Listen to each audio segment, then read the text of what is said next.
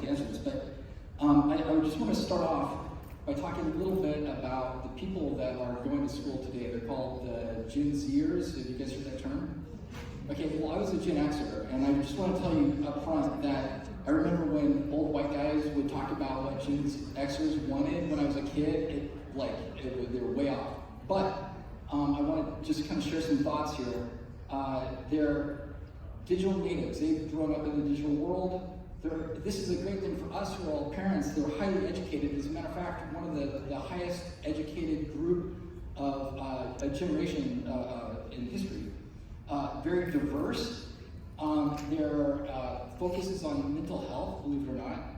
They're pragmatic and career-oriented, which is interesting. They value flexibility.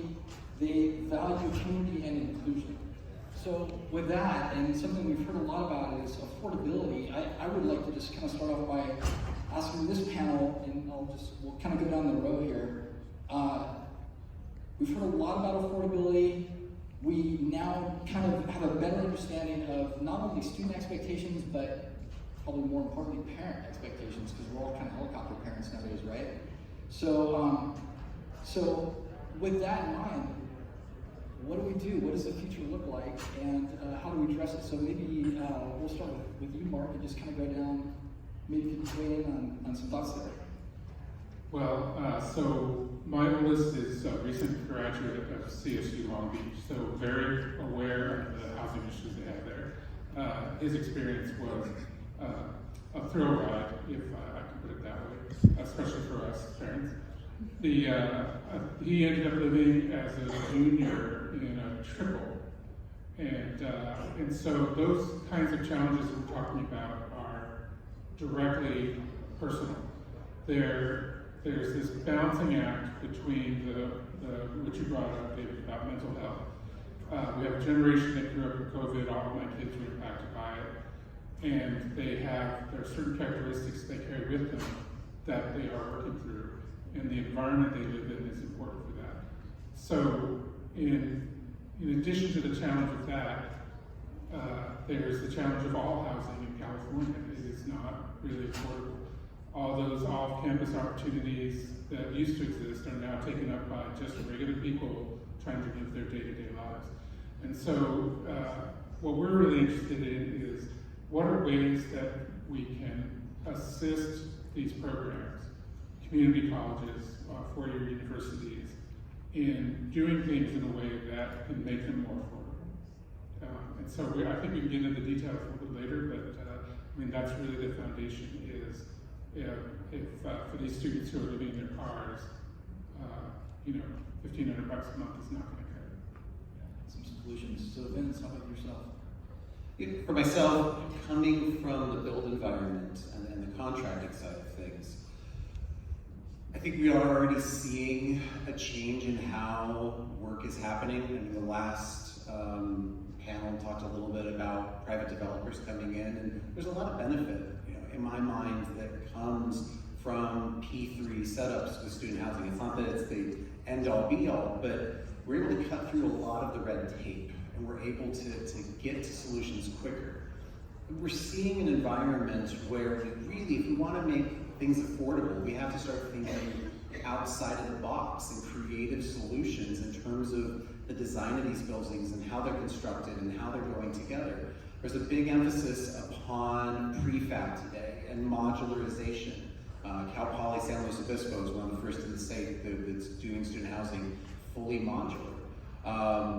Well, that's early adoption, and so it doesn't save money yet, but we can see a trend that this is going, that we'll be able to make, in the future, this construction more affordable. We can be able to have more beds on campus at a lower price point for the student, which I think is, at the end of the day, the goal that we're all trying to achieve.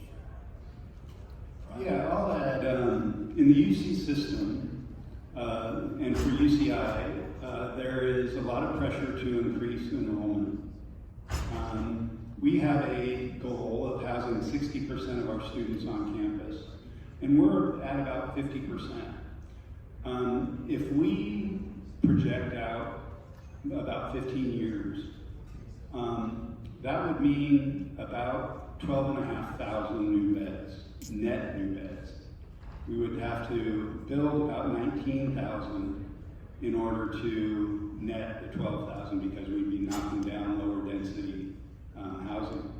And that's a trend we're seeing on our campus. We have lower density 2, 3, 4-story complexes that we're now trading out for 6, 7 stories. I heard Melissa in the earlier panel mention that she was a UCI graduate and was glad to see family and graduate housing on the campus.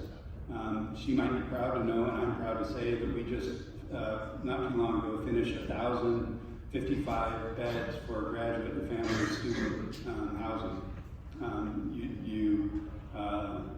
Serving a broad part of our population.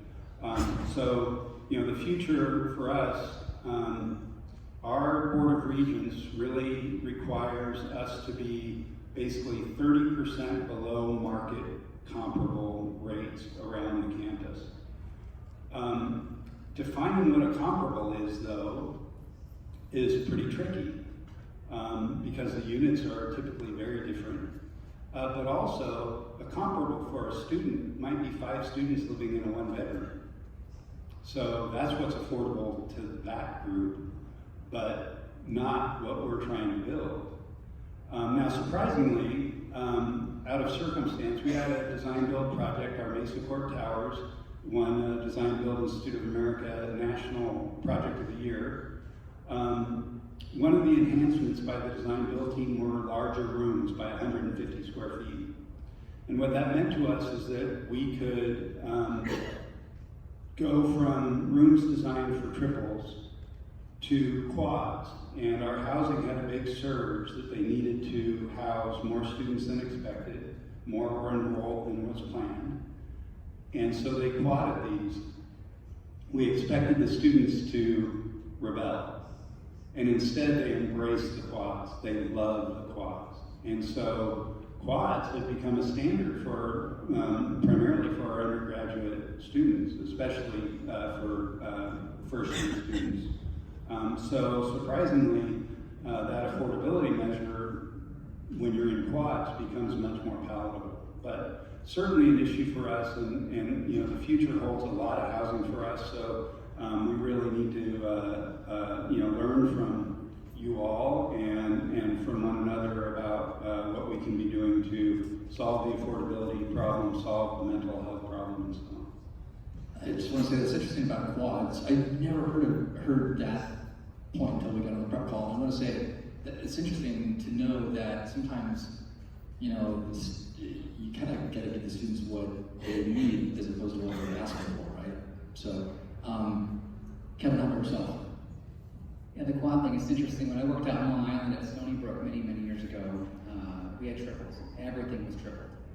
And it was a culture. So everyone came in knowing they're going to be triple, knowing it's going to happen. There were some angry parents. There were some folks who said, my son's too tall, my daughter is too this, whatever. Like there was these comments, the bed doesn't face the right sunlight, those type of things. And we always said, okay, I get that. But if we don't do this, we're not going to get enough people in here to actually house the folks who need it. Now, flash forward now to Northridge. We have 38,000 students that go to Northridge around that amount. We have 3,500 beds. Nowhere near enough to actually cover what we need. So we find the need to build and build and build. But as folks said earlier, we don't have hundreds of millions of dollars to just throw at a project or to build something. The other piece of it too is I think folks don't understand the process. We have a lot of first-gen students, families that are first to go to college, don't have the background. And our wait list typically starts upwards of 1,000 plus people within 2 weeks of opening our application. So we try to get folks to say, hey, let's educate you throughout the year. You agree? And there's things we can do more to get folks to promote it and to help people understand the need to get educated on how to apply, what to do, FAFSA forms, all of these things. We often find it's not only an access thing, it's an education piece. How do you apply? When do you apply? And not just Northridge, the CSU, the UC in general, how do you get folks educated on that process? Because I'll tell you, we get a lot of stories that happen late May, early June, July. I never knew. If I would have known how to apply, if I would have known how to do this, if I would have known to talk to this person, I would have done so. So we're doing more marketing campaigns, some more videos, some kind of behind the scenes things to get people accustomed to that. But I think everyone in this room will agree we're not going to have enough housing for a while across the entire state of California, just because there's so much demand for it. And the cost. We're the 5th lowest cost in the CSU, and students still say we're too expensive. So there's a hard balance to do that and to make that right. So I think we're going to figure that out today. Thank you. And so what we've been hearing all day long